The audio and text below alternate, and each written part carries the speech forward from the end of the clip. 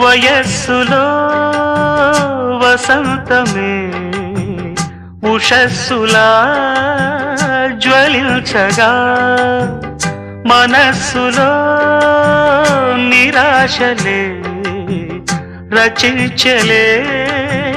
మరీచిక పదాల నాయగా స్వరాల సంపద తరాల నా కథ క్షణాలదే కదా గతించిపోవు గాథనేనని ఆమని పాడవే హాయిగా